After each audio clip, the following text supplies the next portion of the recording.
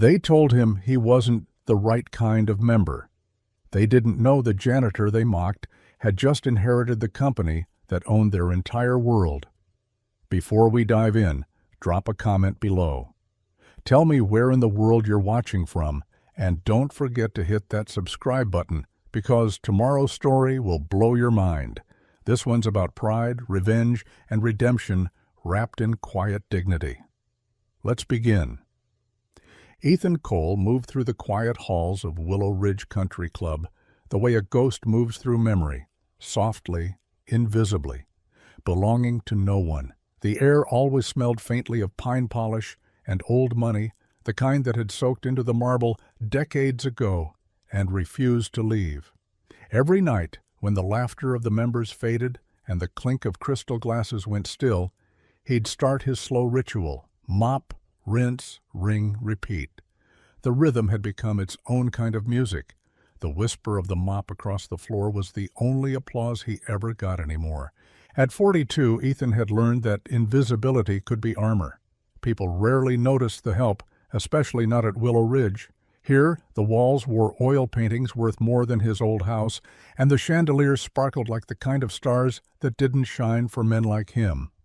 He had once built houses for people like these, back when his name sat proudly on the side of a white pickup truck, before the market crashed and his business partner disappeared with every cent that wasn't nailed down. That was before Rachel got sick, before hospital bills and empty promises left him with nothing but debt and a daughter he had no idea how to raise alone. He used to think dignity was something you could hold on to if you worked hard enough. But years of scrubbing someone else's reflection off a marble floor had a way of dulling even the sharpest edges of pride. So he kept his head down, shoulders square, and words measured. The staff called him Steady Ethan, not because he smiled, but because he didn't break. It was almost midnight when he wheeled his cart into the main hall, the grand ballroom where the city's richest came to toast their successes. He paused for a moment, gazing at the room bathed in soft gold light from the sconces. The smell of expensive perfume still lingered in the air, a ghost of the evening's gala.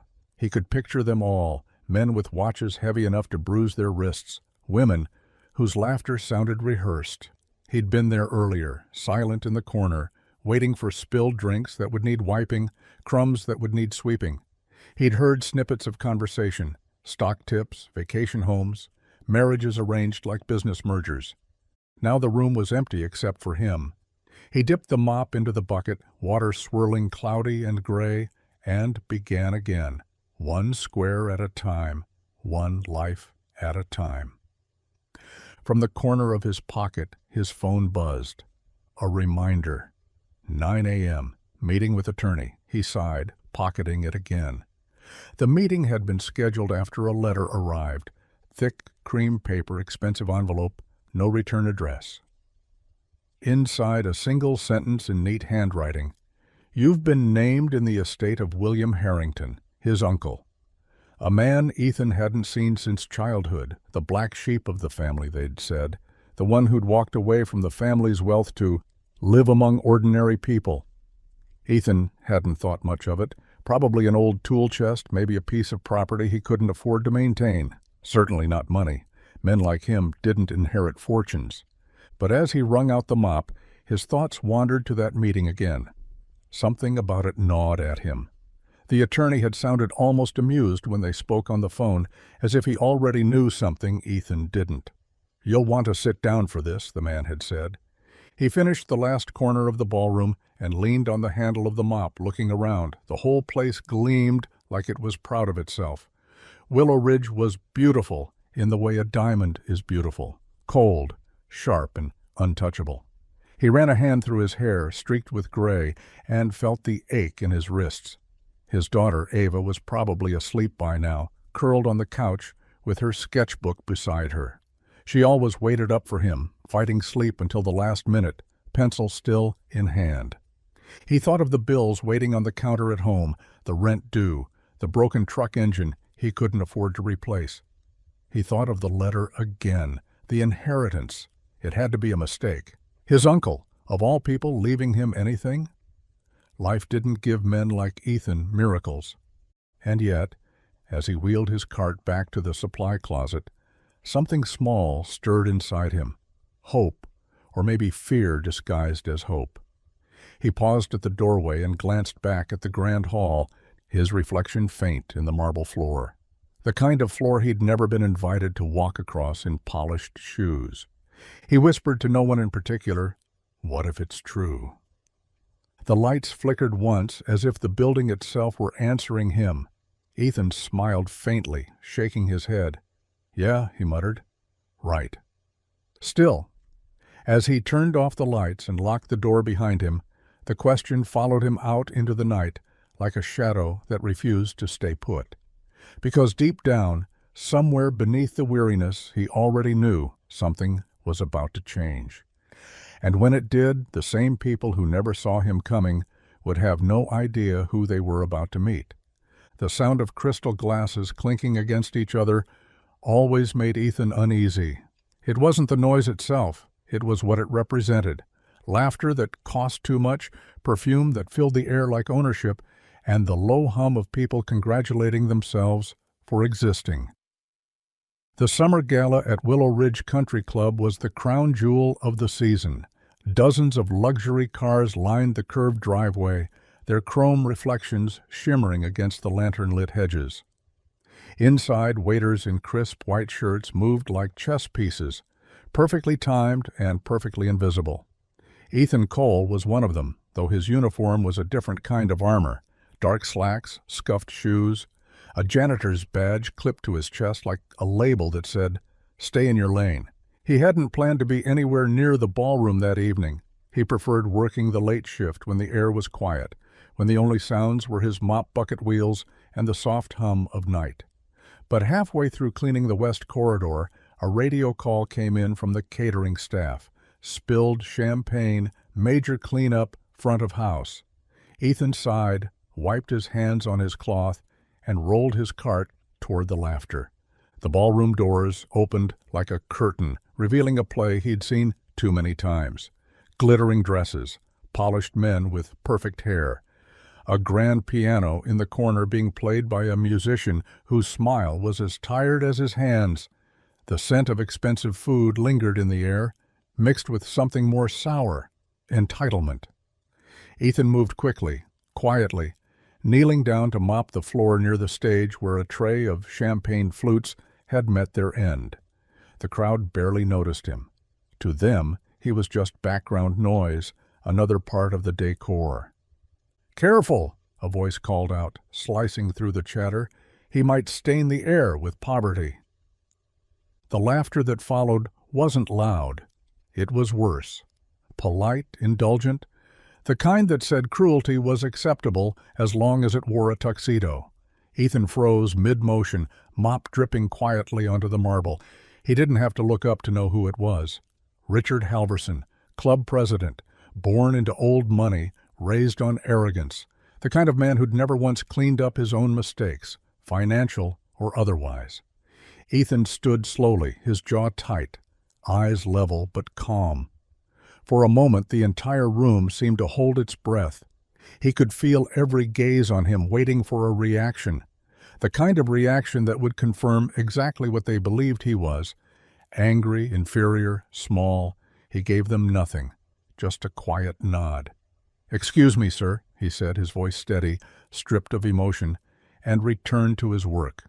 The laughter moved on. The conversation resumed, and Ethan finished wiping the floor as though it mattered more than pride. From the far corner of the hallway, Ava saw the whole thing. His daughter, barely 12, with hair tied in a messy ponytail and a sketchbook pressed against her knees. He'd brought her that night because the babysitter had canceled and he couldn't afford to miss another shift. She wasn't supposed to leave the lounge, but curiosity always had its own sense of timing. She watched her father absorb an insult like rain hitting stone, watched him lower his head, not out of defeat but restraint. She didn't understand it then, but she felt it, something inside him bending so it wouldn't break. Later that night, in the silence of their apartment, Ava sat on the counter while Ethan rinsed his mop in the sink. The kitchen was small, the air heavy with the smell of leftover coffee. "Why didn't you say something, Dad?" she asked. Her voice was small, almost afraid. Ethan looked at her, tired eyes meeting the only innocence he had left in the world. "Because sometimes," he said, wringing out the mop, "silence is the loudest promise you can make." "What promise?" He hesitated. "That one day you'll be in a room like that and no one will ever be able to talk to you that way." She didn't answer. She just reached for her sketchbook and began to draw, her father standing in a ballroom surrounded by people who couldn't see him, except this time he was taller than all of them. When she finally fell asleep, pencil still in hand, Ethan sat at the small kitchen table. The inheritance letter lay open beside a half-empty mug. The lawyer's words echoed in his mind. "You are now the majority owner of Harrington and Cole Properties." He stared at the paper for a long time, tracing the embossed seal with his thumb, feeling the weight of what it meant. It wasn't just property. It wasn't even money. It was power. Quiet, unassuming, the kind that didn't announce itself until it was too late. He leaned back, the chair creaking beneath him, and exhaled. The insult from earlier replayed in his head like a challenge. Careful, he might stain the air with poverty. Ethan smiled faintly, the kind of smile that comes when anger finally finds purpose. "Maybe," he whispered to the empty room, "it's time I stopped mopping up after men like him." And for the first time in 7 years, he didn't set his alarm for the morning shift. The office smelled like leather, dust, and something sharper. Old money dressed as professionalism. The walls were lined with shelves that seemed more decorative than functional, filled with books that hadn't been opened in years but still managed to judge you from their spines. Ethan sat across from a man in a navy suit whose glasses glinted every time the afternoon sun hit them. He looked like the kind of person who used commas in conversation just to sound deliberate. "Mr. Cole," the lawyer said, adjusting a paperweight shaped like a gavel, "thank you for coming on such short notice." His voice was calm, practiced, like someone who'd spent years delivering news that changed people's lives, sometimes for better, often not. Ethan nodded, rough hands folded together, his nails clean but permanently marked by years of work that no desk job could ever erase. The lawyer opened a thick file, the kind bound with a red ribbon that made it look ceremonial. "As you know, your uncle, William Harrington, passed 3 months ago. His estate has finally cleared probate, and I'm pleased to inform you that you are the primary beneficiary." He slid a stack of papers across the polished oak desk. The sound it made, a soft glide of weight and consequence, made Ethan's stomach tighten. He hesitated before touching them like they might burn. "Beneficiary of what?" he asked, his voice steady but suspicious. The lawyer leaned back, steepling his fingers. "Of his company, Harrington and Cole Properties." Ethan frowned. "Company? I didn't even know he still ran one. I haven't seen him since I was a kid." "He didn't? Not in the conventional sense, the lawyer said. He managed his assets through holding firms and trusts. Mostly investments, real estate. He left no heirs, no debt, no spouse. You are his next of kin." Ethan flipped through the document slowly, his eyes scanning numbers that didn't seem real. Addresses, valuations, revenue columns, apartment buildings, commercial lots, a small industrial park outside the city. Then, near the bottom of the list, his hand froze. Willow Ridge Country Club. He read it again to be sure. The letters didn't change. He looked up, bewildered. "This can't be right," he said. "I work there." The lawyer smiled faintly, though it wasn't condescension. It was curiosity. The kind reserved for stories you don't hear every day. It's correct. Your uncle acquired it quietly, almost 20 years ago through a subsidiary. He was never one for public ownership. According to the filings, you now own 71% of the club, which makes you the controlling shareholder.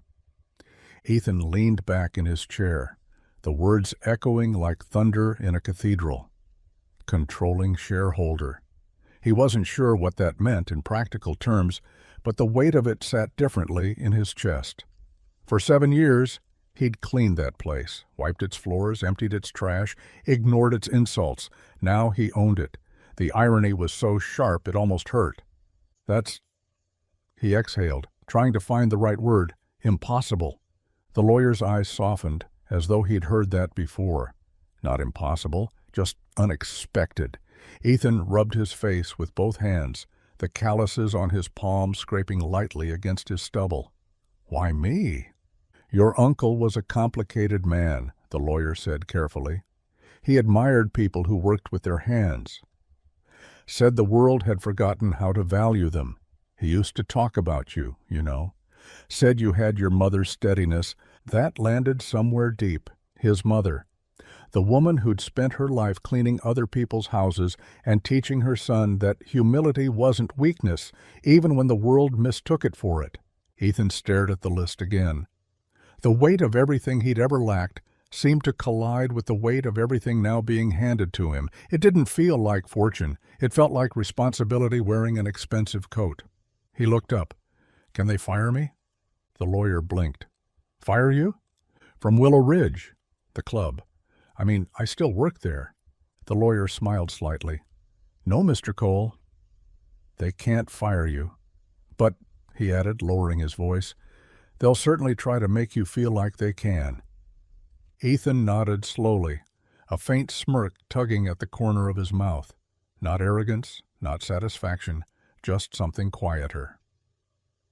Resolve. He reached for the pen on the desk and signed the acknowledgment form, his signature slow, deliberate. When he finished, he folded the papers neatly, almost reverently, and tucked them under his arm.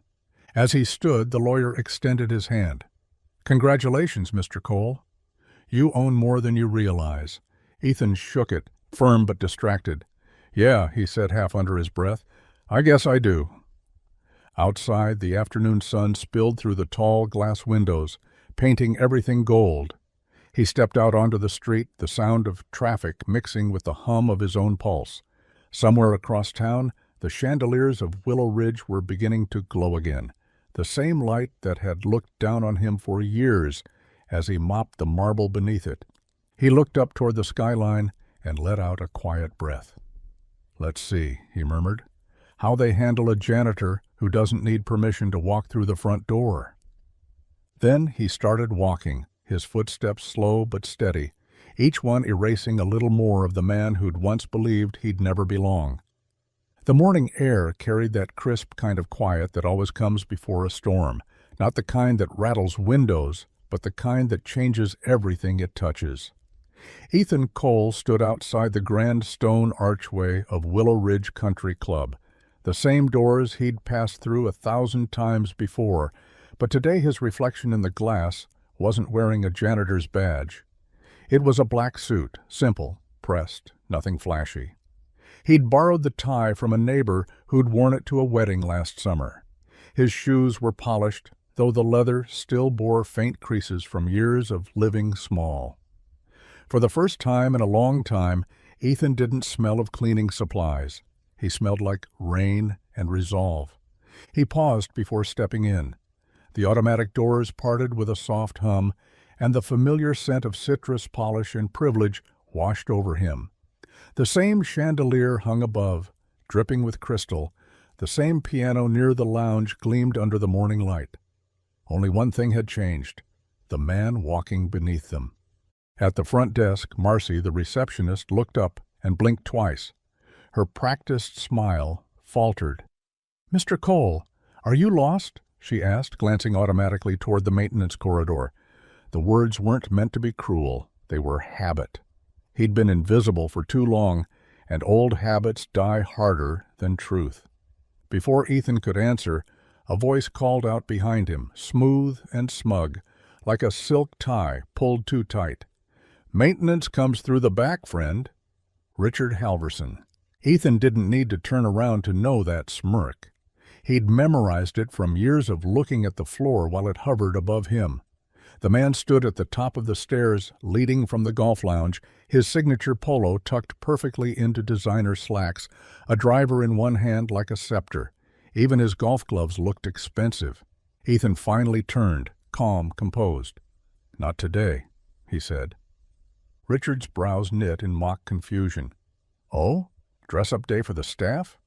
Ethan smiled faintly, not the kind that offered peace, but the kind that carried the weight of patience running out.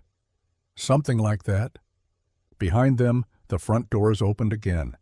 The general manager, Wilson Pratt, hurried in, talking into his phone with the panicked tone of a man who'd just realized his kingdom had shifted overnight. Yes, I saw the memo. No, I don't understand it either. Wait. His eyes found Ethan and froze. Oh God. The phone slipped from his ear. Mr. Cole, he stammered, wiping his palms against his blazer. Ethan finished it for him, voice quiet but carrying through the marble atrium. The new majority owner? A ripple of silence swept through the lobby. The bartender behind the lounge counter stopped mid-polish. The florist arranging lilies near the entrance froze, stems in hand.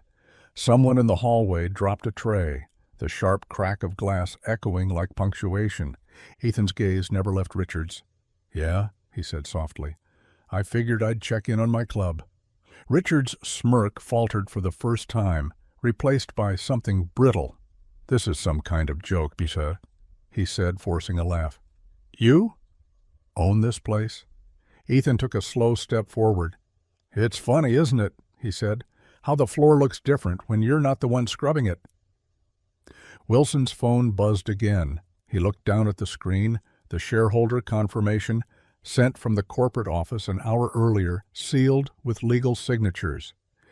It's true, he whispered, almost to himself.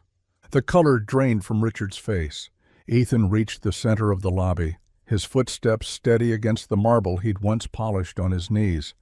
He turned to Marcy, who was still frozen behind the desk, her mouth slightly open. Good morning, he said gently. You don't need to buzz me in any more. He turned to the manager next. Let the staff know I'll be holding a meeting in the main hall at 2:00. Yes, sir, Wilson managed, his voice shaking. Ethan's eyes lingered on the chandelier above them, the one he'd nearly fallen from once while cleaning its crystal.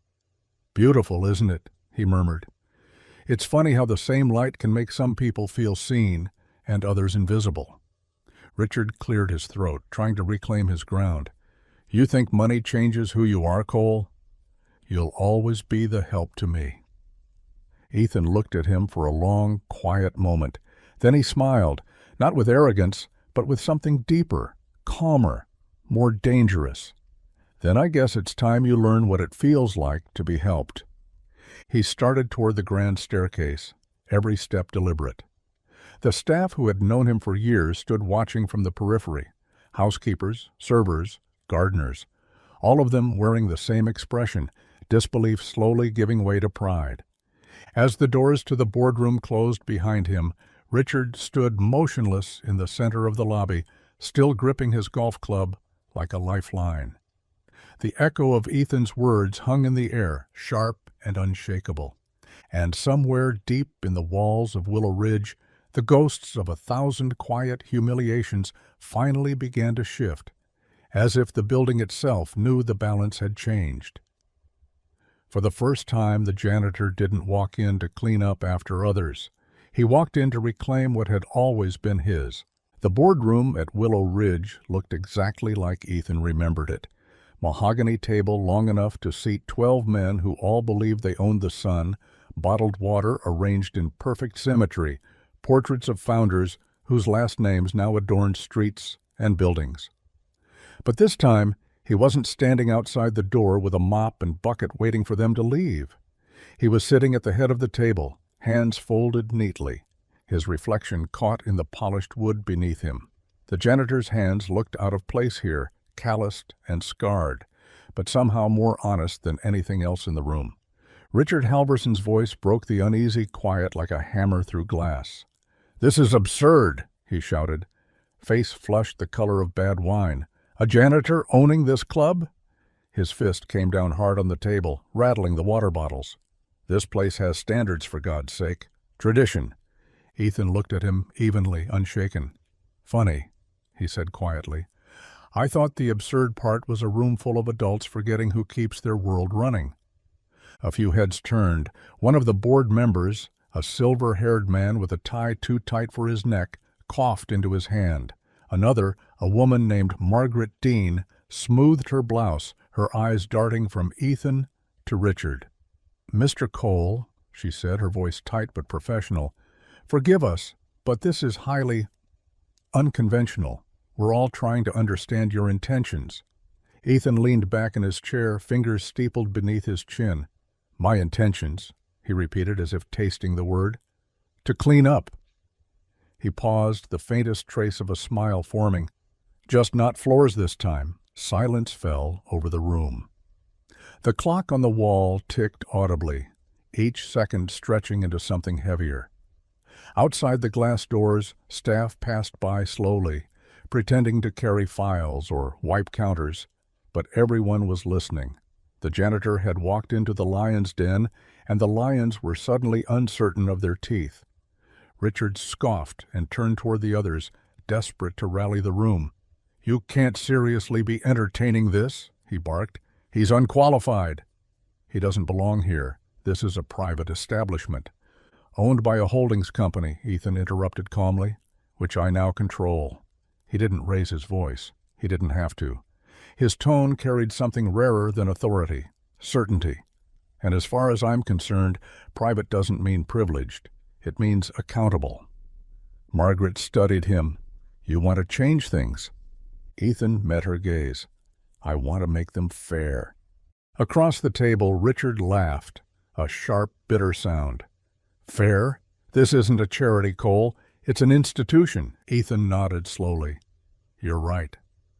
But an institution is only as strong as the people holding it up. And I've seen the ones holding it up. They're the ones you don't see.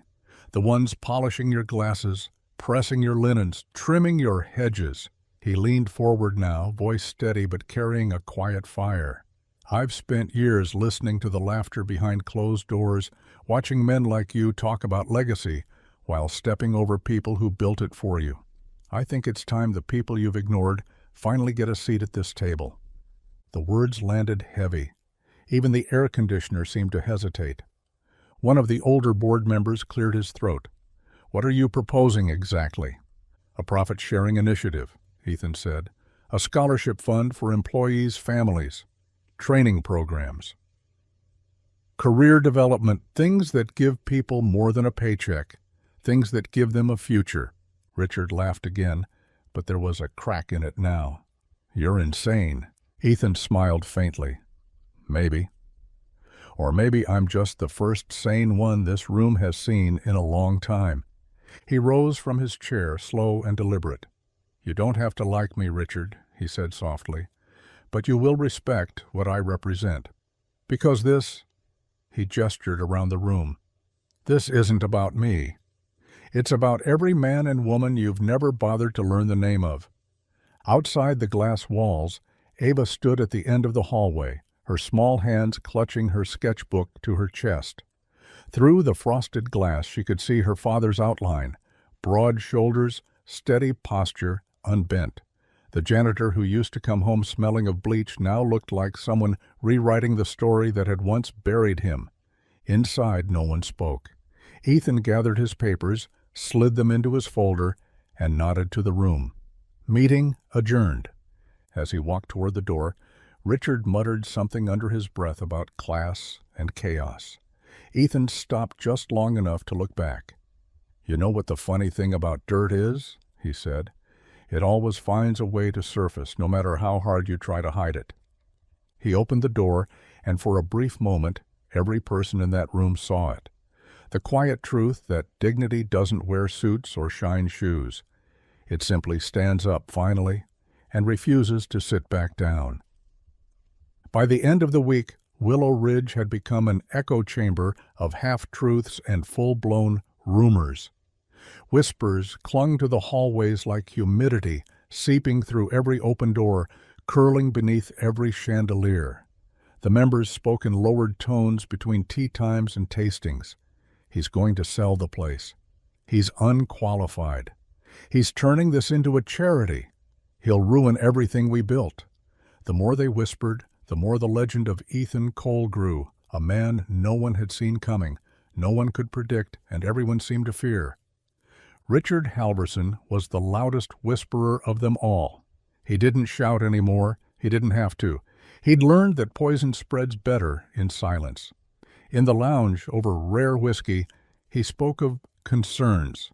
In hushed phone calls, he mentioned destabilization. He told anyone who'd listen that the janitor had snapped under pressure, that he was about to dismantle the legacy of the club brick by brick. And people, desperate to protect the illusion of their world, believed him, or wanted to.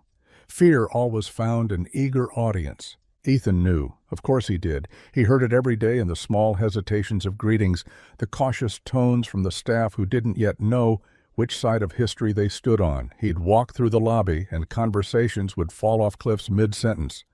People would smile too quickly, laugh too lightly, as if trying to scrub away guilt before he could see it. But Ethan had spent years watching people from the bottom of a room. He recognized false cheer the way others recognized perfume. He didn't confront them. He didn't defend himself. He just kept moving, quiet and deliberate. His kind of revenge measured in patience, not anger. While they whispered, he listened. While they plotted, he planned. His first meeting wasn't with the board or the investors. It was with the cleaning crew. 5 of them sitting in the staff break room with paper cups of coffee and cautious eyes. "I just want to ask you something," he said, leaning forward on the chipped table. "What do you need?" They blinked at him like he'd spoken a foreign language. One of the older janitors, a man named Carlos, who'd worked there longer than Ethan had, finally said, "Need?" Ethan nodded. "To make your job better, easier, fairer." Carlos frowned, then smiled weakly. "No one ever asked that before." Ethan shrugged. "I'm asking now." By the end of the week, he'd met with every department: kitchen staff, maintenance, groundskeepers, waiters, the people who had been treated as replaceable scenery in someone else's world. He didn't come with speeches or promises. He came with questions. What breaks most often? What wastes your time? What would make this place better for you? Some answers were simple: new equipment, better scheduling, safer hours. Others were raw: respect, acknowledgement, a chance to be seen. He wrote everything down. Word spread fast, not among the members, but among the people who kept the place breathing. The janitor-turned-owner was sitting with dishwashers. He was eating lunch with gardeners. He was listening, and that was something no one at Willow Ridge had ever done. When Richard heard about it, he laughed so hard he nearly spilled his drink. "He's playing politics with peasants," he told his circle of loyalists. "He's too soft to lead. Mark my words, he'll bury himself in goodwill." But the thing about goodwill was that it grew roots fast. Staff started showing up early. Work quality improved. The place ran smoother, lighter. The people who had always been unseen began taking pride in what they built. Even the air felt different, less suffocating, more alive.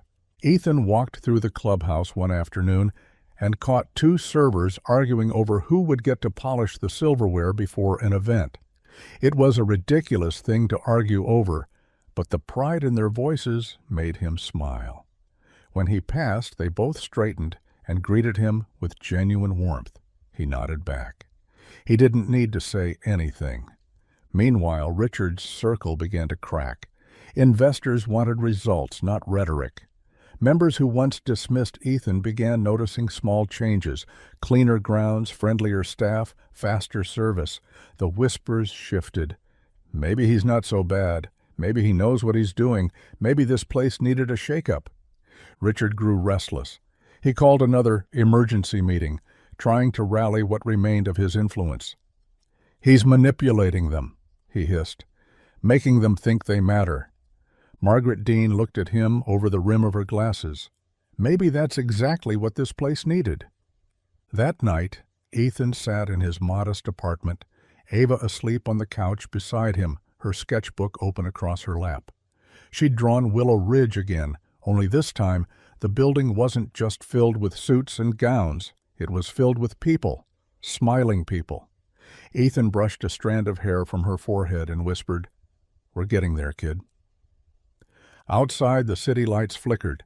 Inside, the whispers were still swirling, but they no longer sounded like threats. They sounded like the first signs of change. The afternoon sunlight poured through the classroom windows in wide, golden ribbons, dust motes floating like lazy fireflies in its glow.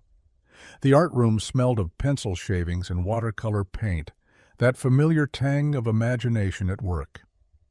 Ava Cole sat near the back, her sketchbook spread open, her tongue pressed against the corner of her lip in quiet concentration.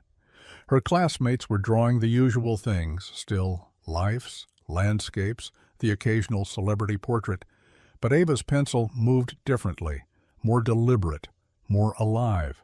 She wasn't just drawing, she was remembering. On her page, the grand dining hall of Willow Ridge began to take shape. The long tables, the chandeliers that shimmered like constellations, the stage where speeches were made and names were applauded, but she didn't fill the seats with the glittering faces she'd seen during those long nights waiting for her father to finish his shift. There were no pearls or tuxedos here. Instead, she drew the waitresses who carried plates until their wrists ached, the janitors who swept up the broken glass, the caddies who stood in the shadows of laughter. Her lines gave them life. Her strokes gave them belonging. When her teacher, Mrs. Klein, passed by, she paused, curious. "That's beautiful, Ava," she said softly, tilting her head. "Is that a restaurant?" Ava shook her head. "It's Willow Ridge," she said matter-of-factly. Mrs. Klein smiled knowingly. "Ah, the famous country club. You've been there, haven't you?" Ava's pencil didn't stop moving. "Lots of times." "Who are the people sitting at the tables?" the teacher asked, bending closer. "I don't think I recognize them." Ava glanced up, her blue eyes steady. "They're the ones who work there," she said simply, "because they deserve to see the view, too." Mrs. Klein didn't speak right away. She just nodded slowly, the kind of nod that carries respect, not pity. "That," she whispered, "is a very good reason to draw." When Ava got home that evening, the apartment smelled faintly of soap and reheated coffee. Ethan was sitting at the table, still in his shirt from the day, sleeves rolled, tie loose, reviewing notes for a meeting he didn't want but needed to have. His hands were tired, but his mind was alive, racing with plans he hadn't yet dared to voice. Ava dropped her backpack on the floor and began rummaging through it for her homework. The drawing slipped out and fluttered to the floor. Ethan bent down, picked it up carefully by the corner, and froze. The image stopped him cold. He recognized every detail, the curved banisters, the chandeliers, the carved oak panels. She'd drawn the dining hall perfectly. But it was who she'd filled it with that made his chest tighten. People in aprons, people with name tags, people he worked beside for years, people no one clapped for. He sat down slowly, holding the page like something sacred. "Did you draw this today?" Ava nodded, chewing on her sleeve. "It's for art class." "We had to draw a place we know." He smiled faintly, eyes still on the sketch. "You know this place better than most." She hesitated. "Is it okay that I changed it? That I made it different?" Ethan looked up at her, something warm and breaking in his expression. "Different?" he said quietly. "Kid, you just made it right." He turned the paper slightly in the light, the graphite lines catching a soft shine. The workers she'd drawn weren't small, weren't background. They were centered, framed by light. Every line was a declaration. You matter too. He sat there for a long time after she went to brush her teeth, the drawing still in his hands. He thought about everything he'd heard the last few days, the whispers, the ridicule, the fear. And then he thought about this, about her, about how easily a child could see what grown men refused to. When she came back out in her pajamas, he patted the chair beside him. "You know what this is?" he asked, tapping the drawing. She frowned. "A picture?" He smiled. "A plan." She tilted her head, confused. "For what?" "For our future." The next morning, before sunrise, Ethan stood at his kitchen counter with his phone in hand. The coffee maker sputtered in the background. He didn't hesitate. He called the architect who had designed the club's last expansion, the same man who'd once ignored his input about an uneven tile near the kitchen door. When the voice answered, crisp and professional, Ethan said, "It's Cole. I want to meet. I've got a new project for Willow Ridge." The man paused. "Maintenance or construction?" Ethan looked at Ava's drawing spread across the table, the sunlight creeping across the paper, illuminating the faces she'd drawn. He smiled. "Neither," he said. "We're redesigning perspective." And for the first time since inheriting the club, he felt like he finally knew what to build. The sound of hammers echoed through the manicured stillness of Willow Ridge, shattering the kind of silence that had always been too pristine, too controlled. For the first time in the club's long and polished history, the grounds didn't hum with gossip or golf carts. They rang with the rhythm of construction. Dust hung in the sunlight like golden mist, coating the marble floors where heels and loafers once clicked without a thought. The scent of sawdust and fresh paint replaced the perfume of wealth. It wasn't chaos, it was rebirth. Ethan stood in the middle of it all, wearing a hard hat and rolled-up sleeves, clipboard under his arm. He watched as workers carried drywall, electricians mapped out new wiring, and landscapers planted the beginnings of a small community garden near the side entrance, the spot where the kitchen staff took their smoke breaks. It was his idea. If they're going to breathe, he'd said, they might as well breathe fresh air. His plans weren't just architectural. They were human. New classrooms for staff development, scholarships for employees' kids, open membership days for working families who'd never set foot past the iron gates. He wasn't tearing Willow Ridge down. He was opening it up. To the old guard, it was blasphemy. By the end of the week, the first email landed in his inbox. An urgent concern from the board, led, of course, by Richard Halverson. The subject line was polite, the tone venomous, unprofessional, unrefined, dangerous. They called his initiatives a risk to the club's identity, a dilution of legacy. But what they meant was simple. The wrong people might start to feel at home. Ethan printed the email, folded it neatly, and slipped it into a drawer. He'd learned long ago that you can't argue with people who think empathy is a weakness. Still, resistance came fast and loud. Richard held secret meetings with investors, whispering of a buyout. He threatened lawsuits, citing unauthorized modifications. He even called in lawyers to challenge Ethan's authority as majority owner, trying to find a crack in the paperwork that would send him back to where they thought he belonged, on his knees with a mop in hand. But Ethan didn't flinch. He'd scrubbed grime off marble floors for years. He'd cleaned dirt tougher than this. One morning he arrived early to find Richard standing near the fountain in the main courtyard, flanked by two of his usual allies, men whose suits looked too expensive for their courage. The sound of drills buzzed behind them as Richard gestured to the half-constructed classroom wing. "You're desecrating this place," he snapped, his voice shaking just enough to betray the fear underneath the anger. Ethan didn't raise his voice. "I'm rebuilding it." Richard laughed, bitter and hollow. "With classrooms? Scholarships? Garden patches for the janitors?" Ethan stepped closer until their reflections met in the water between them. "With purpose," he said quietly. "With people." "You think these people care about you?" Richard hissed. "They'll take what you give them and still call you the help." "Maybe," Ethan said, "but I'll still sleep at night knowing I gave them something worth keeping." Richard turned, jaw tight, eyes full of venom. "You're destroying everything this club stands for." Ethan smiled faintly.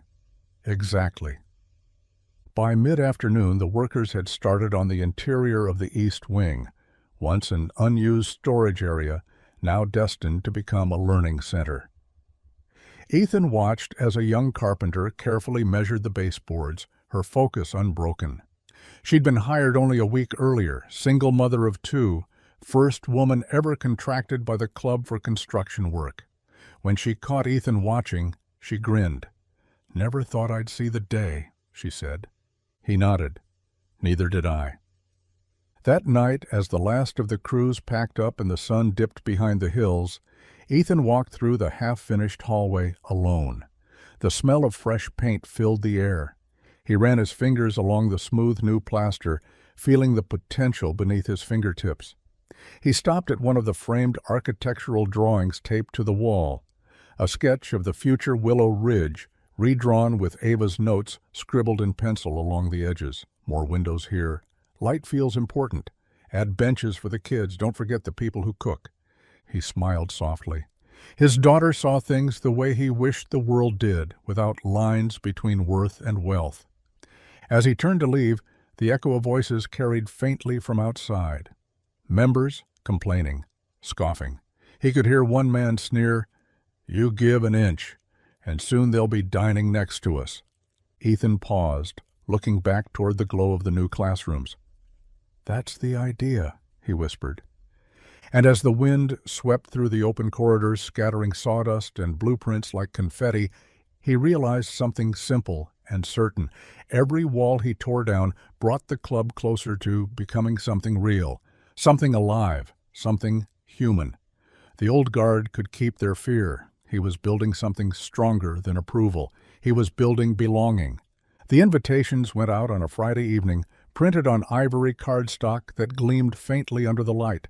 Traditional, elegant, unmistakably Willow Ridge. But this time, something about them felt different. Beneath the gold crest and cursive lettering, in simple black ink, the words read, "Annual Gala, a celebration of renewal." Hosted by Ethan Cole, it was the same event that had once left him humiliated under the chandelier's glow, mocked by men who now had to RSVP to the janitor who owned the room. The irony wasn't lost on anyone. By Monday, the whispers had returned, laced with both curiosity and disdain. Some called it brave. Others called it audacious. The board labeled it reckless. But the invitations were accepted anyway. No one wanted to be absent from a night that already promised to become legend, one way or another. Inside the club, the staff buzzed like the air before a thunderstorm. Waiters ironed tablecloths with shaking hands, cooks whispered behind kitchen doors, and the cleaning crew worked in silence. Not from fear of Ethan, but because they couldn't quite believe what he'd done. For years, they'd been told to stay out of sight, to blend into the background, to move quietly around privilege. Now their boss, their former co-worker, was hosting the event that had once made him invisible. In the middle of it all, Ethan stood near the stage, clipboard in hand, watching the decorators hang a new banner above the grand piano. The words shimmered in silver foil. Renewal. Just that. No names, no sponsors, no subtle hierarchies. Renewal belonged to everyone. He adjusted it slightly so the light would hit the letters just right. The room smelled faintly of fresh paint and cut roses. "Sir?" Marcy, the receptionist, appeared at his side, holding a clipboard of her own. "Do you really think they'll show up?" He smiled faintly. "Oh, they'll come," he said. Curiosity stronger than pride. In truth, he knew they would. The elite always came to see a spectacle, and nothing was more intriguing to them than one of their own walls being rebuilt by the hands they once overlooked. That evening, after the last contractor had packed up, Ethan drove home to their small apartment just as Ava was setting her sketchbook aside. She looked up when he came in, eyes bright with that quiet curiosity that seemed older than her years. "Did they finish the decorations?" she asked. "Almost," he said, loosening his tie. "It looks different. Lighter." She smiled. "You mean it looks like it belongs to everyone?" He chuckled softly. "Yeah, something like that." She climbed up onto the counter beside him, bare feet swinging. "What are you going to wear?" He paused, glancing at the suit still hanging in plastic by the closet. Simple, black, unassuming.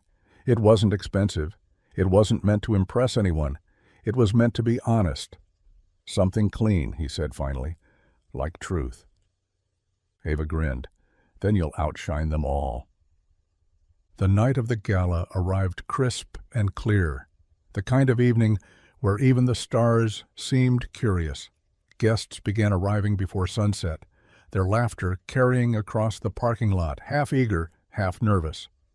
Outside, the stone facade of Willow Ridge was lit with warm amber lights that spilled onto the lawn, where workers, now employees with pride, welcomed arrivals with practiced grace. Inside, Ethan stood by the entrance, greeting everyone as they entered. Some shook his hand stiffly, unsure whether to treat him like a servant or a superior. Others avoided his gaze entirely. A few, however, smiled genuinely, humbled by what they were seeing, a man who refused to hold a grudge, yet refused to kneel. The ballroom gleamed, transformed, yet familiar. The chandeliers sparkled, the tables were set with linen so white it glowed. But there were new additions, too. Portraits of staff members taken during renovations framed along the walls like art. The janitor, the line cook, the groundskeeper. Beneath each picture, a single quote chosen by them. "I belong here, too." When the orchestra began tuning, Ethan took a quiet breath and looked toward the back of the room where Ava stood, clutching her small camera. She gave him a thumbs up, the same gesture she used before her school recitals. He smiled. Richard Halverson entered last, fashionably late, as always. His suit gleamed, his expression did not. He scanned the room and found Ethan almost immediately. "Well," he said dryly as he approached, "you certainly know how to stage a performance." Ethan met his eyes, calm and steady. "It's not a performance," he said. "It's a beginning." Richard's mouth twitched. "We'll see how long beginnings last." Ethan nodded once, unbothered. "We will." The orchestra began to play, soft and steady. The crowd turned toward the stage as Ethan stepped forward, the man who used to clean the floors now standing in the light meant for others. "Welcome," he began, voice even, almost gentle. "Tonight isn't about what this place used to be. It's about what it can become." And as his words settled over the crowd like music, Ava snapped a picture from the back of the room. The flash caught her father mid-sentence, eyes lit by something more powerful than chandeliers: conviction. In that instant, everyone finally saw him, not as a janitor, not as a replacement, but as the man who had rewritten the story they all thought they knew. The evening unfolded in the polished rhythm of habit. Glasses clinked, laughter sparkled at all the right moments, and the orchestra hummed like an expensive secret. The air smelled of white orchids and money. To anyone watching, it looked like every other Willow Ridge gala, elegant, restrained, rehearsed. But beneath the gloss, the air trembled with something else, something waiting. Ethan stood near the stage, a quiet anchor amid the chatter. His black suit was simple, pressed, unembellished. Around him, men in tailored tuxedos and women draped in silk floated between tables, their conversations stitched together by half-truths and self-importance. He caught fragments as he passed, whispers of speculation, words like experiment and charity project, the same old tones dressed up in politeness. Ava watched from the corner of the ballroom, camera hanging around her neck, eyes darting between her father and the stage. She'd helped him set up the slideshow earlier, the projector humming softly behind the curtain. "Are you nervous?" she had asked. He'd smiled. "Only if they start listening." Now, as dinner was served, the chatter grew louder, laughter spilling like champagne over the hum of the orchestra. Richard Halverson sat at the center table, surrounded by loyalists, his silver hair gleaming under the chandelier. Every movement he made was practiced arrogance. The way he swirled his drink, the way he leaned back, the way he didn't bother hiding his disdain. When dessert arrived, Richard stood, his napkin tossed carelessly on the table. "If I may," he said, raising his glass, the light catching the liquid amber of his drink. Conversations tapered off, replaced by the rustle of expectation. "I propose a toast," he announced, voice smooth, almost charming. "To the good old days, when people knew their place." A few chuckles broke out, hesitant, nervous. Others looked down at their plates. The orchestra faltered for a beat, a violin string snapping somewhere in the back. Ethan felt the silence bloom like a bruise. He could have let it pass. could have smiled politely, swallowed the insult like he had so many times before, but not tonight. Not here. He rose slowly from his seat, the legs of his chair scraping softly against the marble floor. "Funny," he said, his voice calm but carrying. "I thought knowing your place meant earning it." A murmur rippled through the room. Richard turned, his smirk tightening into something brittle. "Excuse me?" Ethan stepped forward, each movement measured, deliberate.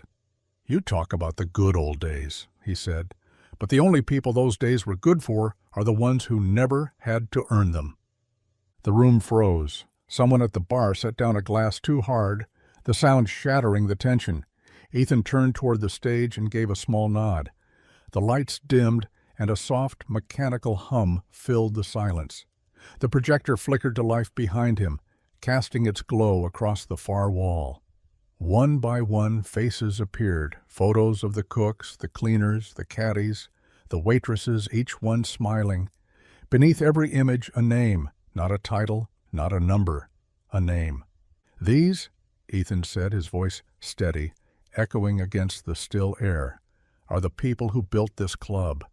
The ones who kept it alive when no one was looking. The ones you pass in the halls without seeing." He paused, scanning the faces in front of him. "Starting tomorrow, they'll own part of it too." Gasps broke through the silence, sharp and uncontained. Murmurs followed, some angry, some stunned, some uncertain. Richard's chair scraped loudly as he stood face flushed. "You can't do that," he barked. "This isn't some charity." Ethan met his gaze evenly. "You're right. It's justice, long overdue." The room fractured into whispers. A few members clapped, tentative, unsure. Then more joined, hesitant but genuine. The sound grew, filling the corners of the ballroom, spreading like a tide. Richard looked around, realizing for the first time that he'd lost the room. "You think this makes you noble?" he hissed. Ethan smiled faintly. "No, Method," he said. "It makes me accountable." Behind him, the slideshow continued.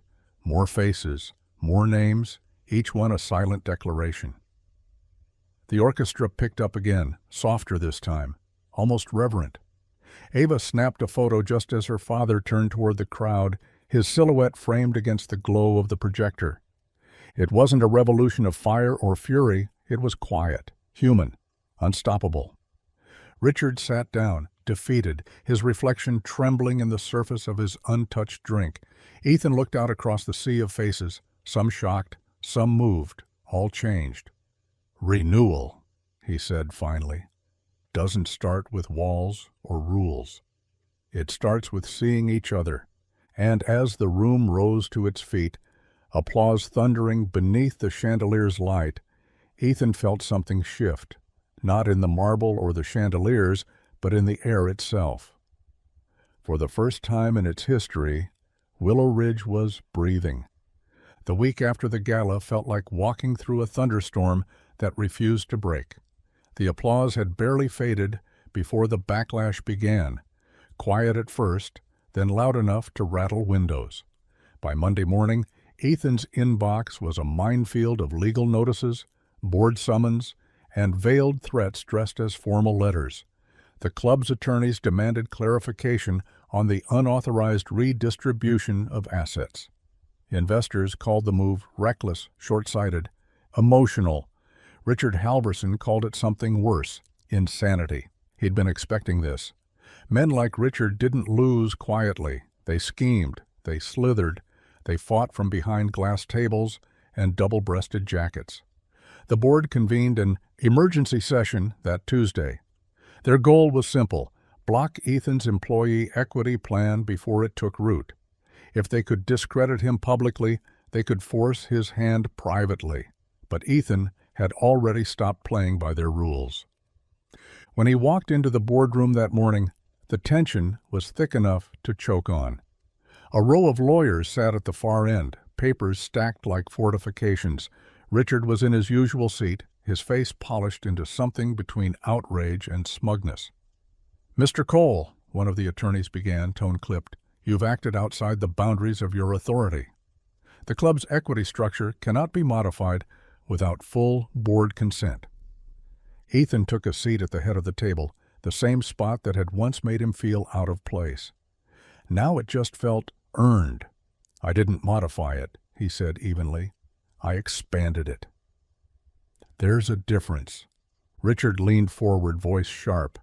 "You turned a private institution into a social experiment. You've alienated our core members, scared off investors, and embarrassed this board. This, though," he gestured wildly, "is a disaster." Ethan met his gaze calmly. "Maybe for you." The room went still. For the first time, several faces turned toward Ethan instead of away from him.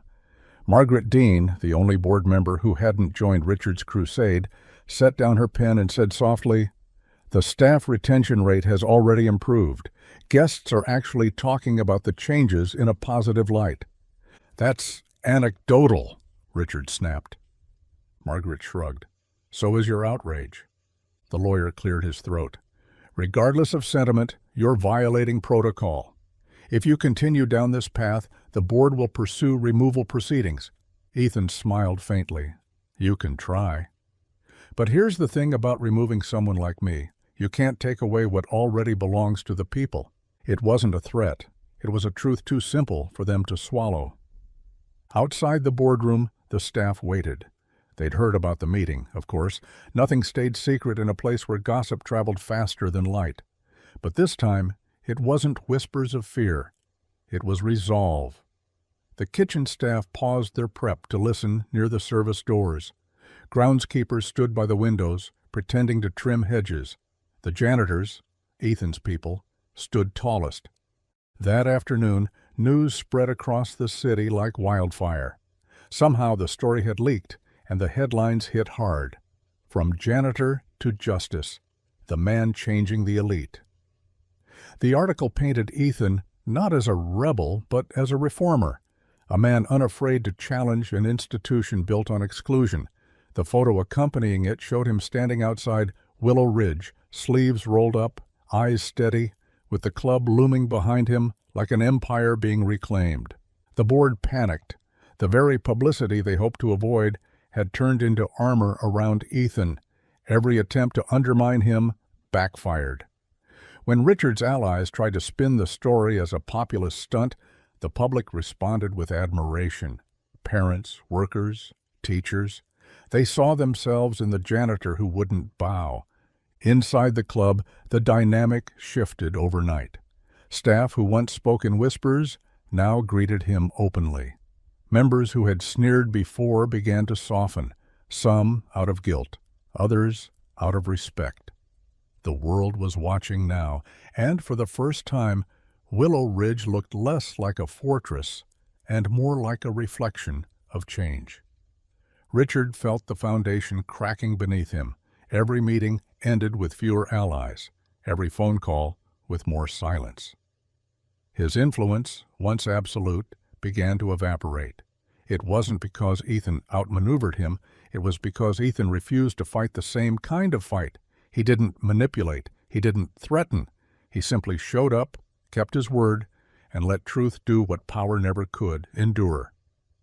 Late one evening, after most of the staff had gone home, Ethan walked the empty corridors of the club.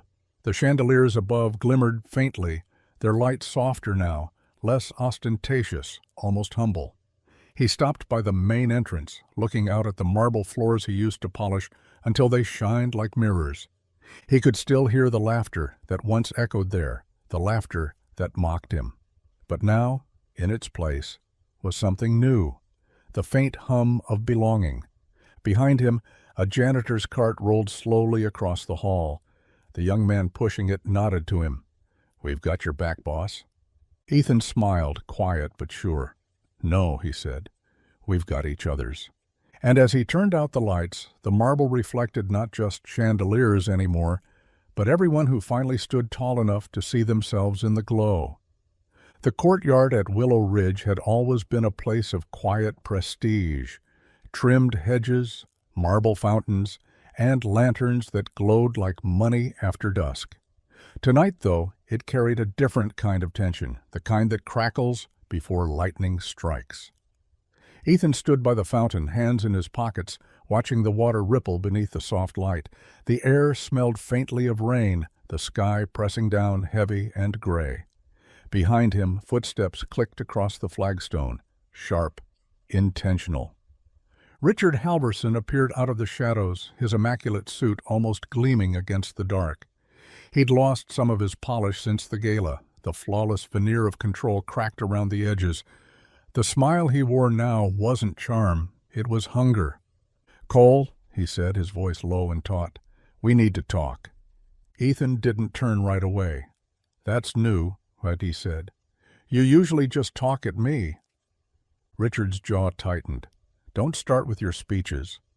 I'm here to make you an offer." "An offer?"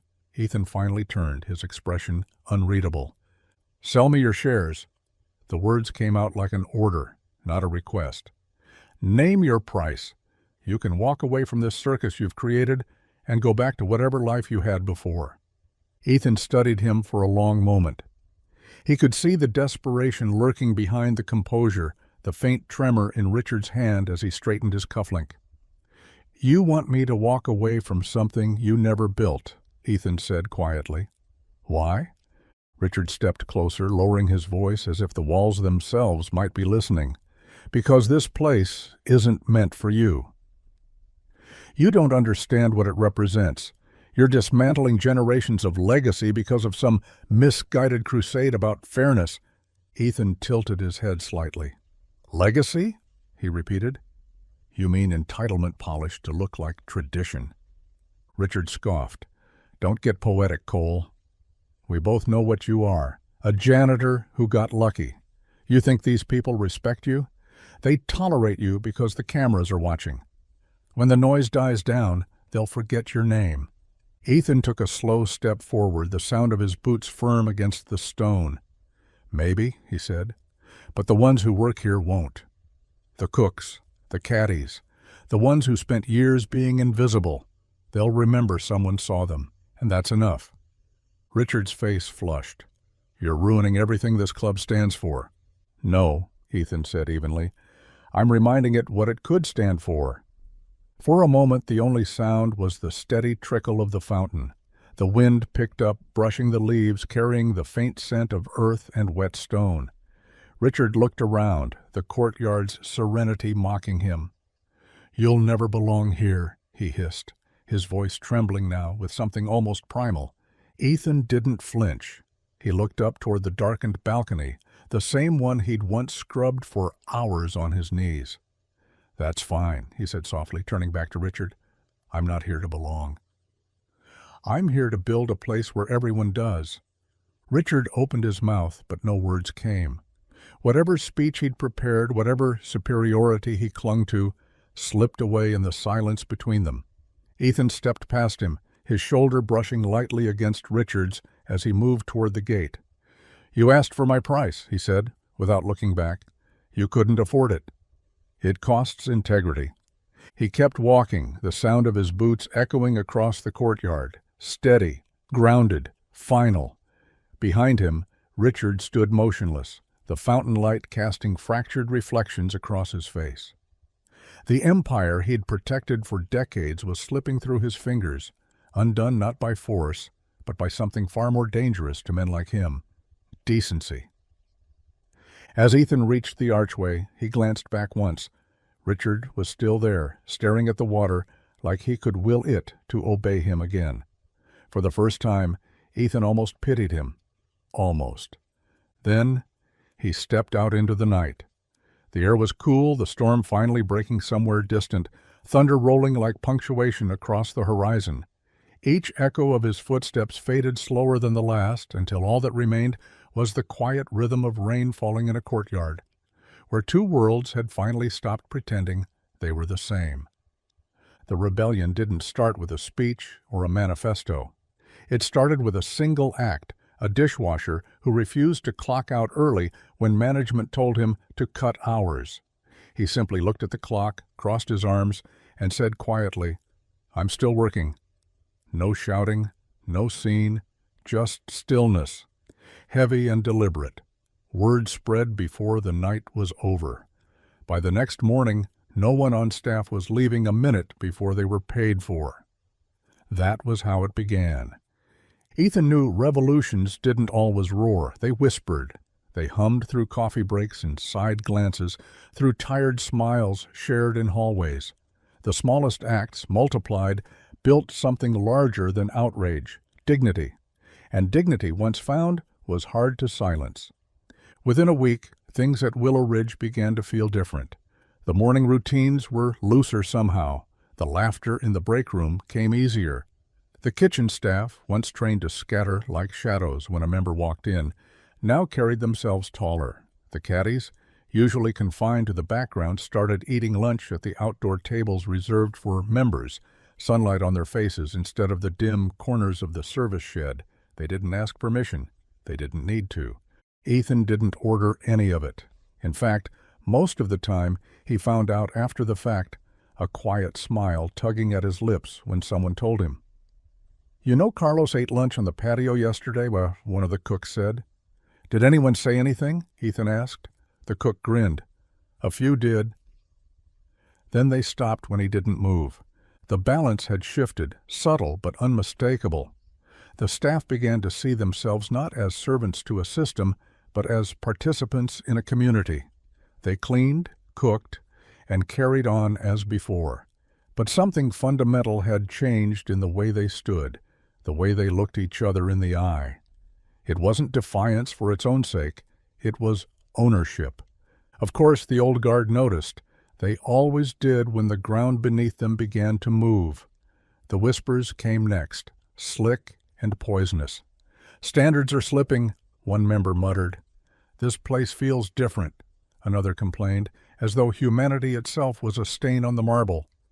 Richard's absence had left a hole in their hierarchy, and into that void came uncertainty, an emotion the wealthy despised almost as much as poverty. Some threatened to withdraw their memberships, others tried to intimidate the staff back into submission. "You people forget where you are," one woman snapped at a server for greeting her too casually. The young woman blinked once, then said, "No, ma'am." "I think we finally remember." When Ethan heard about it, he didn't reprimand her. He thanked her. He walked the grounds often, quietly observing the change as it unfolded. The air felt different, lighter. There was music sometimes now, a radio left on near the maintenance shed, humming jazz across the lawns. The smell of soil and cut grass mingled with the faint aroma of freshly baked bread from the kitchen. For the first time, Willow Ridge felt less like a temple and more like a home. It terrified those who had built their identities on exclusion. The board tried to regain control, sending stiffly worded memos about decorum and preserving the sanctity of the club experience. Ethan read them, then folded them neatly into his desk drawer alongside every other relic of the old world. He didn't need to answer. The people already had. One afternoon, as he walked past the lounge, he saw something that stopped him cold. A young caddy, barely 16, was standing beside the grand piano. A member had invited him to play, just for fun. The boy hesitated, then sat down and began. The music was rough but earnest, each note spilling into the air like an apology the building didn't know it needed. Members who would have ignored him weeks ago paused to listen. For a few minutes, no one spoke. No one commanded. They just listened. When the boy finished, there was quiet. Not the awkward kind, the reverent kind. Then, slowly, applause. Ethan lingered in the doorway, watching, his chest tight. That was it. That was the moment he knew the rebellion had already won. Not because anyone declared it, but because no one could stop it. He turned to leave, passing by the portraits of founders on the wall, men who looked down with painted pride. Their eyes, once a reminder of hierarchy, now seemed powerless, almost outdated. Outside, the evening sun dipped low over the golf greens, long shadows cutting across the grass like the closing lines of an old story. Ethan stopped and looked back at the clubhouse. There was laughter inside, genuine and unguarded, rising through the open windows. The club wasn't just a playground for the wealthy anymore. It was becoming something living, breathing, and real. And that terrified the ones who'd only ever owned things, but never, not once, earned the respect of the people who made them possible. The journalist arrived on a gray morning, the kind where the clouds hung low enough to touch. She was young, sharp-eyed, and polite in that professional way that told Ethan she'd already written the story in her head before she even met him. Her name was Julia Crane, from the Times, and the first thing she said when she stepped into the lobby of Willow Ridge was, "I didn't think it would smell like coffee and sawdust." Ethan smiled faintly. "We've been doing some renovations," he said. She glanced around the room, taking in the photographs on the walls, the portraits of staff members, the garden through the window where a few groundskeepers were laughing over a broken wheelbarrow. "And yet," she murmured, "it feels more alive than most places I've been." He didn't quite know what to do with that. He wasn't used to attention. For most of his life, invisibility had been his greatest shield. He didn't need cameras or headlines. He just wanted the work to stand. "I'm not interested in interviews," he told her as they sat in the lounge. "I'm not a story." Julia tilted her head, one eyebrow raised. "With respect, Mr. Cole, you are exactly a story. A janitor inherits a country club and turns it into a community. That's not just news, it's a blueprint for something bigger." Ethan shifted in his seat, uncomfortable under her gaze. "Blueprints are for buildings," he said. "People build themselves." She smiled at that, scribbling it down. "See? That's the kind of thing that makes readers stop scrolling." Ava appeared then, sketchbook tucked under her arm, her hair pulled into a messy braid. She'd been eavesdropping from the hallway, and Ethan knew it. "Dad," she said, stepping forward. "You should do it." He frowned. "Sweetheart." "No," she interrupted gently.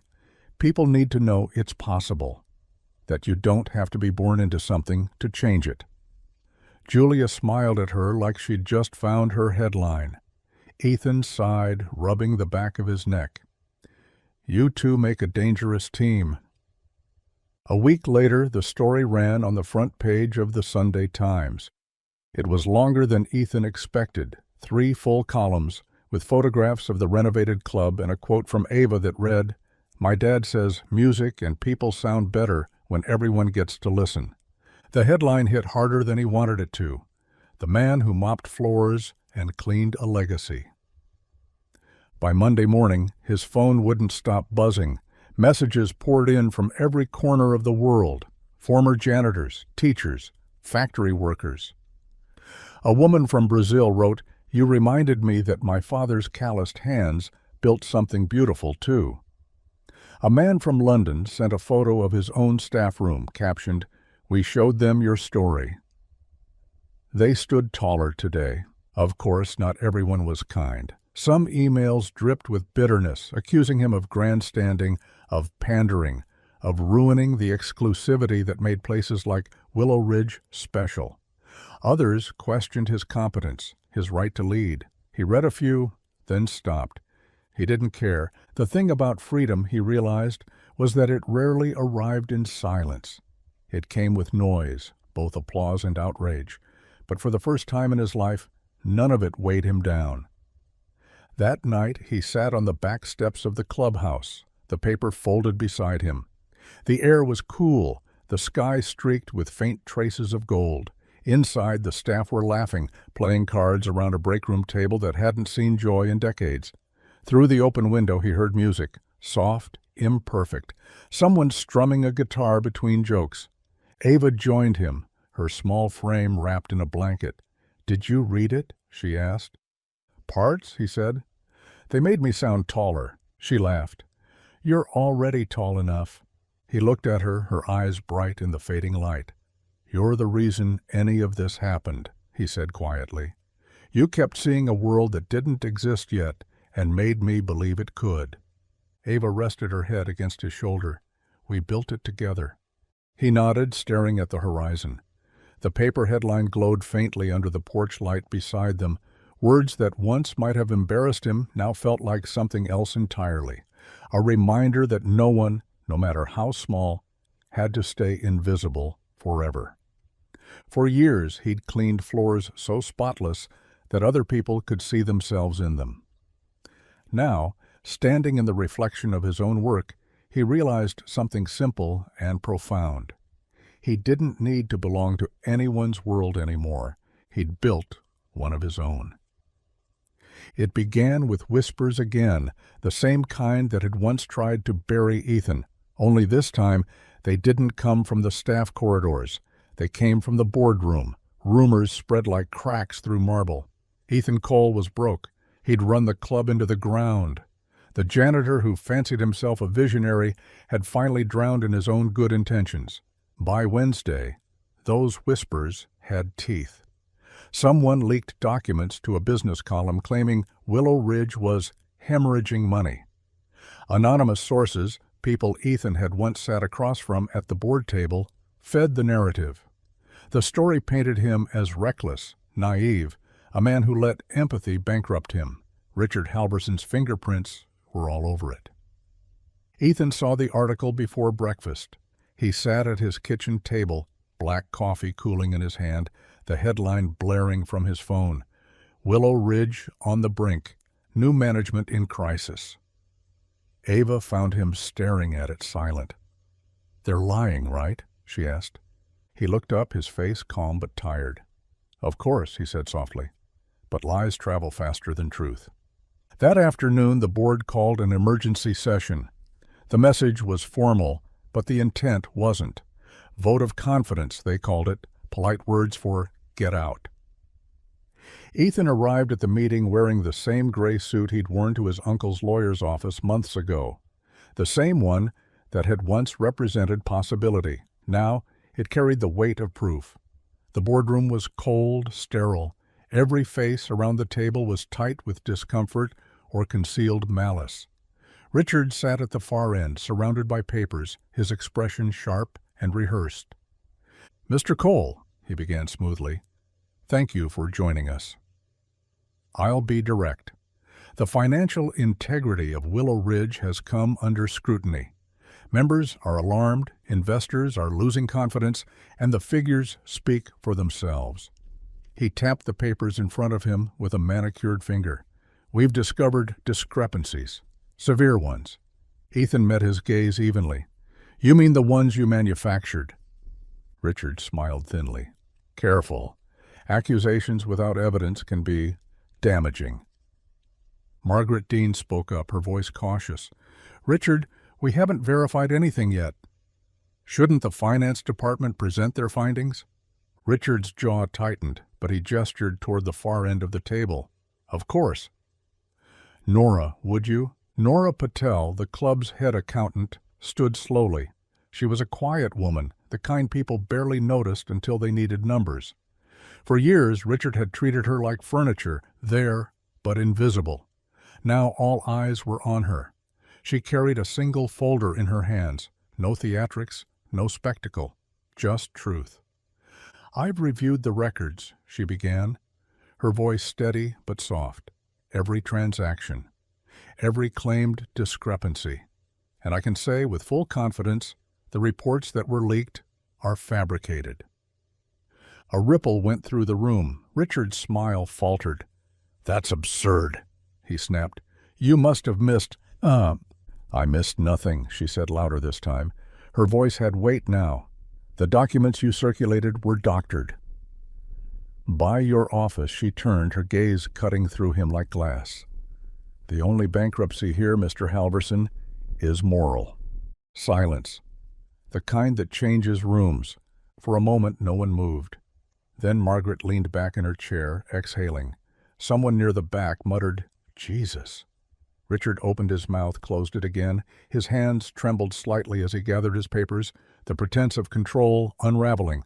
By the end of the hour, it was done. A motion was filed.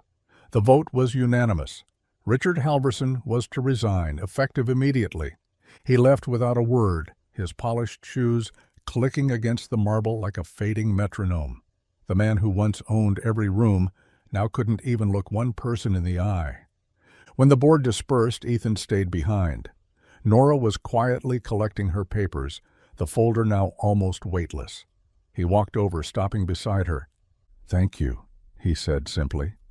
She looked up, startled. "I just told the truth." He smiled. "That's rarer than you think." Nora hesitated, then returned the smile, small but real. "It's funny," she said. "He never learned my name in 10 years.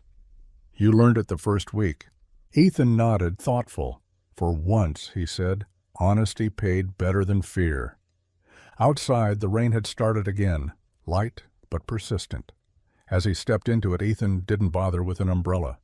The water ran down his face, cool and clean, washing away the last traces of Richard's poison. The storm was over.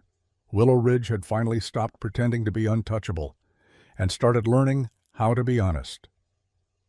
Spring came early that year, and with it the smell of rain-soaked grass and fresh paint. For the first time in its long, gated history, Willow Ridge opened its doors without pretense. The manicured hedges were still there, but the iron gates had been replaced with wide wooden arches. Above them, in clean brass lettering, the new name gleamed under the morning sun: the Cole Foundation Club. The grand reopening wasn't an event, it was a beginning. There were no black tie invitations, no exclusive guest lists, no champagne towers.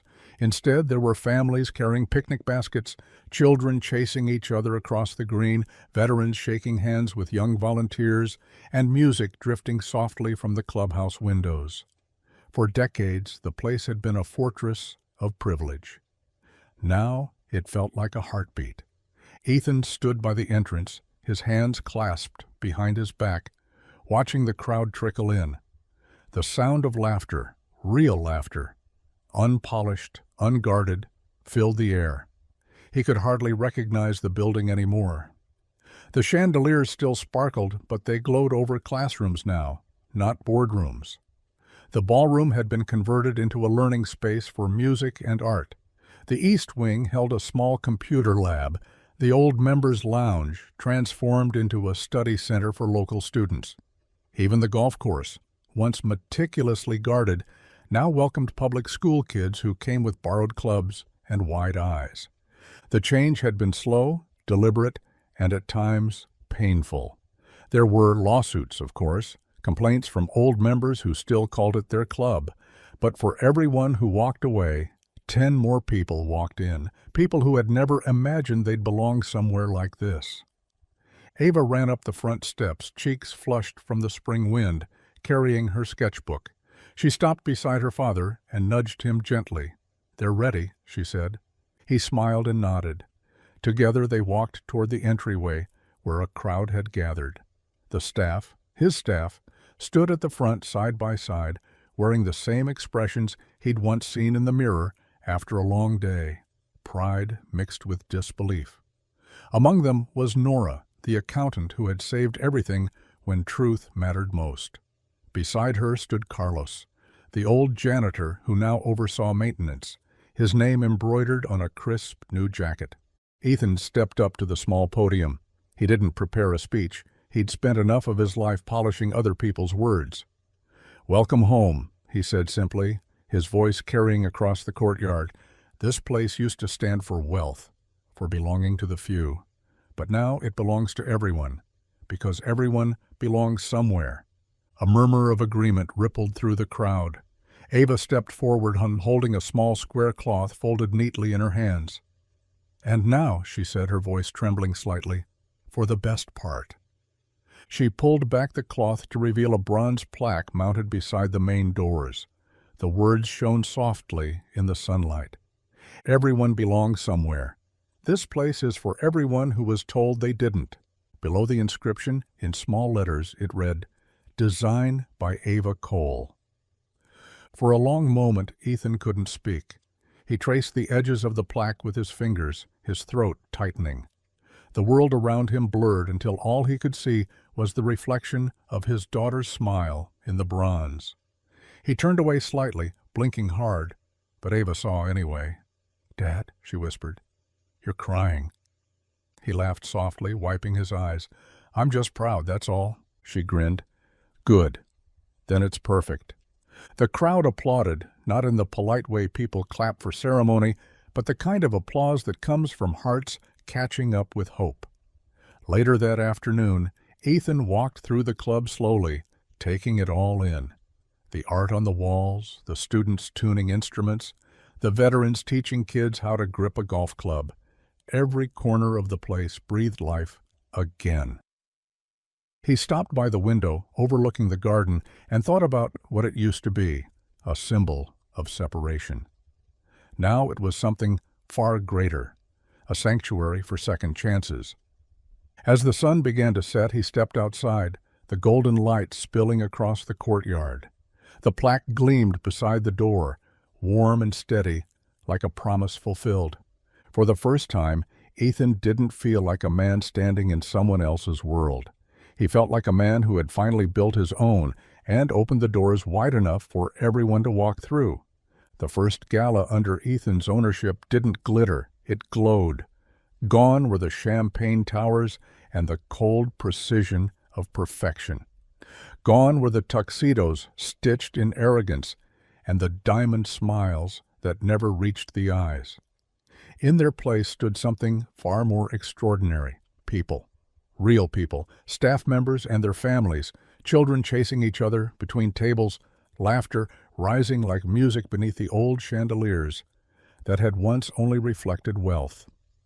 The grand ballroom looked different now. The gold-trimmed walls still shimmered, but they were lined with framed photos of the people who made Willow Ridge, now the Cole Foundation Club, what it had become. There was Carlos with his mop, grinning beside the caption, Operations Director, Nora, the accountant, laughing mid-sentence during one of the planning meetings. Even Ava's sketches hung between portraits, simple drawings that captured small moments, hands cleaning, children studying, a piano being tuned. The chandeliers above had been dimmed intentionally, letting the soft amber glow from the lamps below bathe the room in warmth instead of grandeur. Ethan stood near the back, watching as a group of teenagers, students from the new community music program, played on stage. The notes were raw and imperfect, but every sound carried sincerity. He didn't see nervousness in their faces. He saw belonging. He moved through the crowd quietly, shaking hands, sharing hugs, pausing to listen to stories. A former server who'd gone back to school because of the club scholarship fund. A groundskeeper who'd opened a small landscaping business using training courses Ethan had paid for. Even a few of the old members were there, humbled, changed, not by policy, but by perspective. The air was different now, lighter, the kind of air that let people breathe. Halfway through the evening, just as dinner was being served, a sharp crash cut through the music. A tray of glasses had fallen near the buffet line. For a moment, silence froze the room. The young janitor standing there couldn't have been more than 20. His face went pale, his hands trembling as the crowd turned to look. Ethan recognized that expression instantly, the tight-chested dread of someone who expected humiliation. Before anyone could move, Ethan stepped forward. He walked calmly across the floor, the soles of his shoes echoing softly against the tile. The young man started to stammer an apology. "I'm so sorry, sir. I didn't mean—" Ethan held up a hand. "It's fine," he said gently. Then, with a small grin, he reached for a towel from a nearby cart. "Don't worry," he added, crouching down to wipe the spill himself. "I've got experience." For a heartbeat, the room was still. Then laughter, warm, unforced, rolled through the hall. The tension melted into applause. Someone shouted, "Old habits die hard," and Ethan chuckled. The janitor's shoulders relaxed, and he knelt beside him, helping clean up. Together they worked until the last shard was gone. When they stood, Ethan handed the young man a fresh towel. "You handled that well," he said. "I thought I was going to get fired," the janitor admitted, still red-faced. Ethan smiled. "You don't get fired for being human. You get stronger." The young man nodded, eyes shining with gratitude. Around them, the laughter hadn't died. It had softened into something more tender, almost reverent. Ethan looked out over the crowd and realized that this sound, the same sound that once wounded him, was now healing him. Later that night, after the last song had been played and the children had fallen asleep on their parents' laps, Ethan found himself alone on the stage. The lights were low, the room quiet except for the faint hum of the night beyond the windows. He looked out at the rows of empty chairs and thought of all the nights he'd stood in this room invisible, polishing the floors that now carried joy. Ava appeared beside him, her sketchbook tucked under her arm. "You did it," she said softly. He looked down at her and smiled. "No," he said. "We did." She leaned against him, small but certain, her voice barely above a whisper. "It feels different in here." Ethan nodded. "It is. It's alive now." The faint scent of lilies drifted through the air, mixing with the echo of laughter that still lingered in the rafters. For the first time, he didn't see the hall as a monument to power or privilege. He saw it for what it had finally become, a place where no one stood above another, where mistakes were met with grace, where laughter didn't divide, it mended. And as the lights dimmed, Ethan stood in the middle of it all, hands in his pockets, heart full. The same marble floors that had once carried humiliation now held redemption, and for the first time in his life, the sound of laughter didn't remind him of what he'd lost. It reminded him of everything he'd built. The years passed softly, like pages turning in a book no one wanted to finish. The Cole Foundation Club had become more than a place. It was a rhythm, a living testament to everything Ethan had once believed the world had forgotten. What used to be the country club's west wing was now a sprawling community center, filled with the kind of noise Ethan had learned to love. Piano chords from the music room, the laughter of children echoing through the gym, the low hum of people who finally felt like they belonged somewhere. On a mild spring afternoon, sunlight poured through the wide glass windows of the new auditorium. Rows of people filled the seats, students, teachers, workers, families, and a few gray-haired former members who had learned that humility, too, could feel like home. At the front, on a small wooden podium, Ava Cole adjusted the microphone. She stood tall now, her posture confident, her eyes bright with the same spark that had once drawn her to sketch the world differently than it was. When she began speaking, the room fell into a reverent hush. "My father taught me," she said, her voice steady, clear, "that belonging isn't about invitation, it's about creation. He taught me that no one gives you a place in this world. You build it, you share it, and if you're lucky, you build it wide enough that everyone can fit inside." Ethan sat in the front row, his hands folded in his lap. His hair had gone gray, and faint lines marked the corners of his eyes, but the pride in his expression hadn't dulled. He'd always said time doesn't take away from a man, it reveals him. Now, sitting there, surrounded by the life he'd built, he understood what that meant. Behind Ava, a large mural stretched across the back wall, a painting commissioned by the community's art students. It showed the old Willow Ridge gates transformed into an open archway, sunlight streaming through, people walking freely beneath it.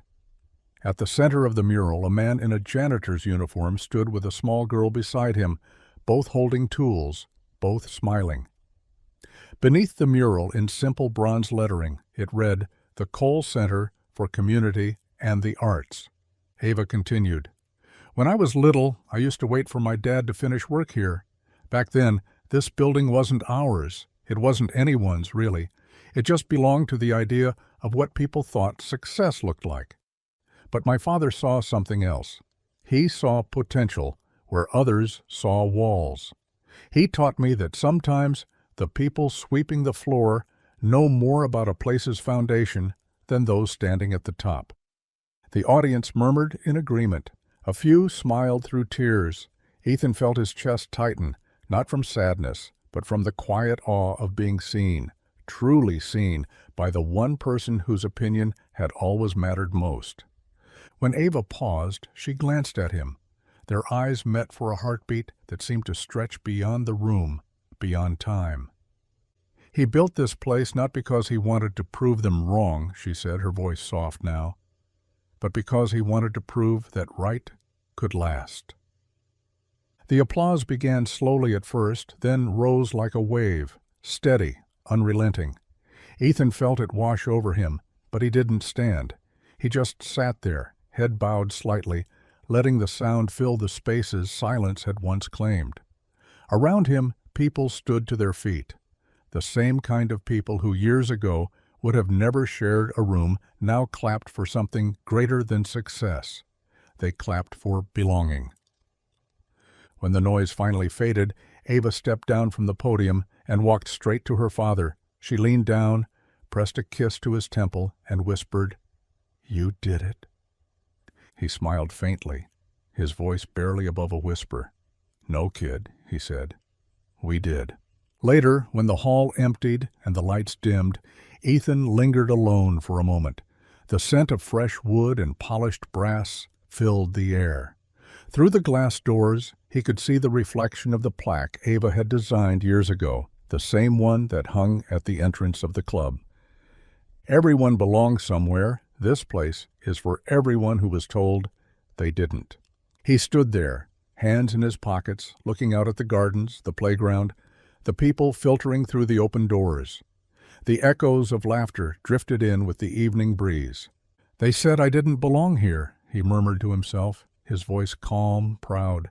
"Maybe that's why I had to build something better." And as the last of the daylight faded into gold, Ethan Cole smiled. A man who had once mopped the floors of other people's dreams, now standing at the center of his own. If this story moved you, even for a moment, take a breath and share it with someone who needs to believe that second chances are real. Tell us where you're watching from, and let us know which part of Ethan's journey spoke to you most. And if you believe the world could use more stories that remind us of kindness, courage, and belonging, hit that subscribe button. Because the next story might just change the way you see your own.